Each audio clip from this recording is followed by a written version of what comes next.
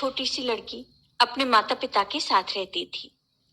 जब वह लड़की थोड़ी बड़ी हुई और उसको समझ आने लगा, तब से वह तुलसी माता की पूजा करने लगी।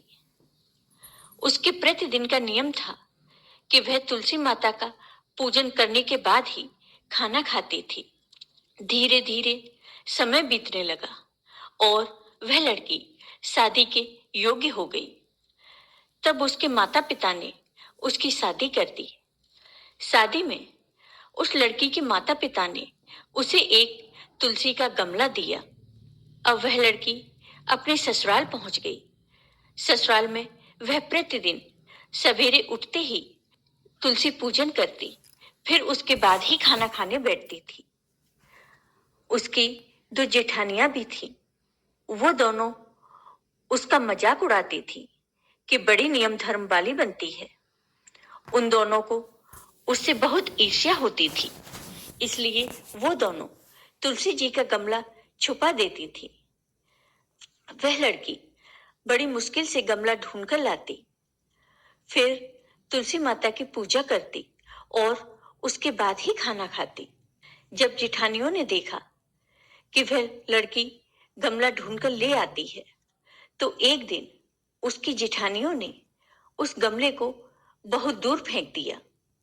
लड़की ने गमले को बहुत ढूंढा, लेकिन उसे गमला कहीं नहीं मिला। वह गमला ढूंढते ढूंढते बहुत परेशान हो गई और बहुत दुखी भी हो गई। उस दिन उस लड़की ने खाना भी नहीं खाया, क्योंकि उसका नियम था कि वह तुलसी पूजन करने के बाद ही खाना खाती थी। उस लड़की की सच्ची भक्ति देखकर तुलसी माता उससे बहुत प्रसन्न हो गई और उसके कमरे में तुलसी माता का गमला प्रकट हो गया। अगले दिन सुबह जब वह लड़की उठी तो देखती है कि उसके खाट के चारों कोनों पर तुलसी माता का गमला आ गया है। यह देखकर वह लड़की बहुत प्रसन्न हो जाती है और वह सोचती है कि अब मेरी तुलसी माता को कोई नहीं चुरा सकता और पूजन करने के लिए भी मुझे कहीं बाहर नहीं जाना पड़ेगा और कोई मेरी तुलसी माता को फेंक भी नहीं सकेगा। अब वह जल्दी से उठकर स्नान करती है और तुलसी माता का पूजन करती है। जब वह खाना खाने बैठती है तो उसकी जेठानियां उसे देखती हैं और उसका मजाक उड़ाने लगती हैं। वह कहती हैं कि देखो, देवरानी का धर्म नियम पूरा हो गया। फिर जेठानियां अपनी देवरानी से पूछती हैं कि क्यों, तुलसी जी की पूजा कर ली क्या?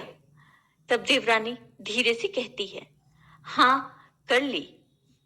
तब जेठानियां बोलती हैं, कहाँ से कर ली पूजा? गमला तो फेंक दिया था। तब देवरानी कहती है कि दीदी, देख लो, मेरे कमरे में खाट पर तुलसी जी लग रही हैं। फिर जेठानियां अपनी देवरानी के कमरे में जाती हैं और वहां खाट पर चारों कोनों पर तुलसी के गमला देखती हैं। फिर जेठानियां अपने किए पर बहुत शर्मिंदा होती हैं और वो अपनी देवरानी तथा तुलसी माता से क्षमा याचना करती हैं और कहती हैं कि छोटी, तुम्हारी भक्ति सच्ची है, हमने तुम्हें बहुत परेशान किया, हमें माफ कर दो। तो देवरानी कहती है, दीदी कोई बात नहीं, मैंने तुम्हें माफ किया। फिर जेठानी और देवरानी सभी मिलकर तुलसी पूजन करने लगती हैं। जय हो तुलसी माता की। आपको